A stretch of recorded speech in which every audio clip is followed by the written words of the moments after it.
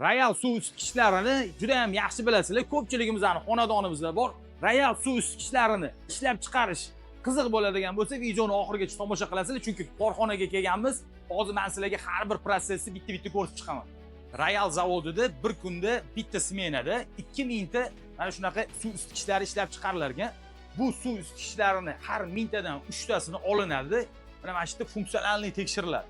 Agar funksionallik jihatdan laboratoriya tekshiruvdan o'tmaydigan bo'lsa, o'sha 1000 ta partiya orqaga qaytarilib, boshqatdan tekshiruvdan o'tish kerak bo'ladi.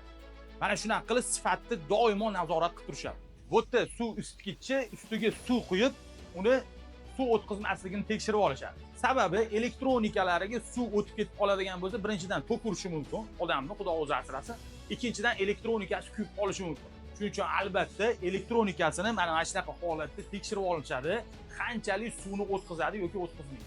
Okalar, bu suv isitgichi qopqog'i bo'ladi, ya'ni pastida, tepasida turadigan qopqoqlari 1.8 metalldan ko'rib turganingizdek to'rtburchak lift qilib kesib olinadi, keyin mana shunaqa qilib pressda bosiladi.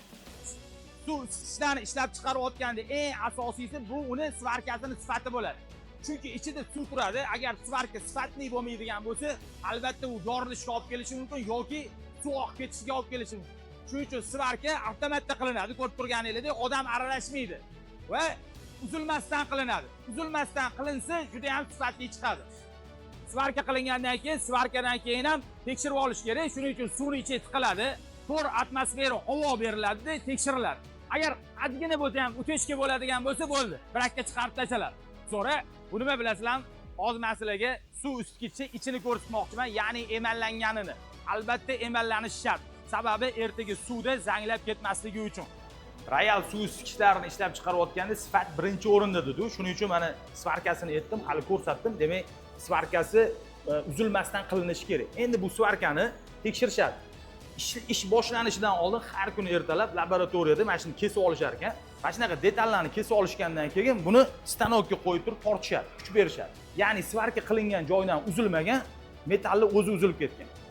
Mana shunaqa holatda tekshirilgandan keyin svarkani ishlashda yana davom etishadi. Agar bu testdan o'tmaydigan bo'lsa, svarkani unda boshqatdan nastroyka qilish kerak bo'ladi. Sifat birinchi o'rinda.